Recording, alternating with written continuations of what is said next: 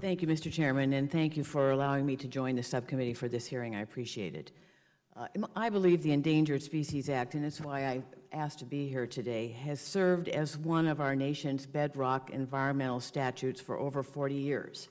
The bald eagle, the brown pelican, and the grizzly bear are just a few examples of iconic species that have survived thanks to protections provided by this law, and whose survival is greatly appreciated and deeply valued by Americans across this country.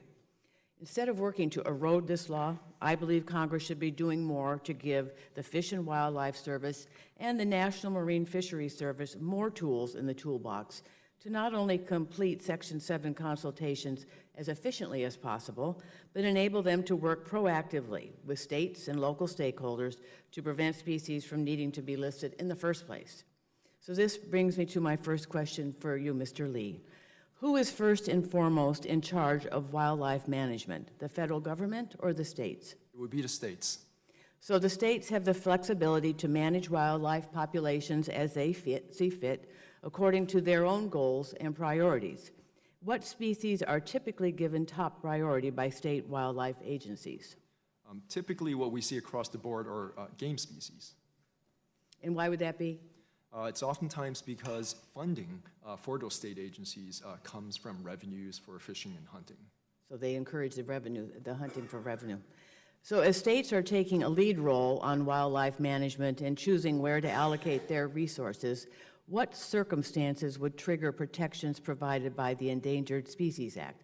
In other words, invoking federal legislation. Sure. The ESA only needs to step in when control of a species under state management is to the point where the species is at risk of going extinct, right? When the species meets the definition of a threatened or endangered species. And what would the factors that you would consider? So factors include pollution, habitat loss and fragmentation, invasive species, a whole series of human and natural activities. And so would you categorize the Endangered Species Act as a law that is only used in emergency situations, as you describe, a last resort to protect species from going extinct, as opposed to one that is routinely invoked to just be, create problems? Absolutely. It is the last safety net for species that are going to blink out. And there's also quite a bit of efforts under the Endangered Species Act to incentivize states to do more to conserve at-risk species so that those species do not need to be listed under the ESA. Defenders of Wildlife emphatically supports that approach. Well, I thank you for those responses because it seems clear to me that instead of eroding the Endangered Species Act and increasing the likelihood of species going extinct, and we all know once gone, we don't know what we've lost if we can't see them, we should be doing all we can to prevent species from needing emergency protections in the first place. And we have examples of this approach successfully working.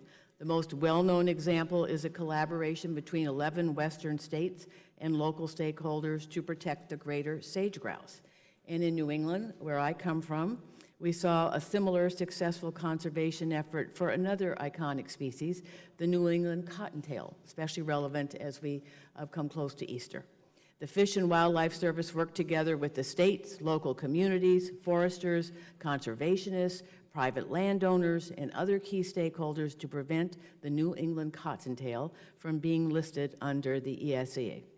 Those on-the-ground partnerships created a strategy that responsibly balances conservation of the species and its habitat with the needs of people whose economic livelihoods depend on healthy New England forests. So we know we have models that have really been win-wins all around. Then, Mr. Lee, I'd like to ask another question.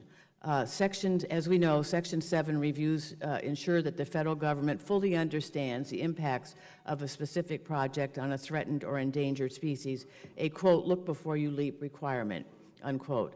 How could landscape-level conservation planning and early stakeholder engagement improve the Section 7 review process in the event that a species is put on the endangered species list? Landscape-scale conservation allows conservation to be carried out more efficiently, which is something I think of great interest to everyone in this room today, by looking at the impacts across the entire landscape and strategically placing mitigation in areas that further recovery. As far as additional collaboration with stakeholders, stakeholders could actually adopt better conservation measures at the start of a consultation so that the consultation is easier and more streamlined.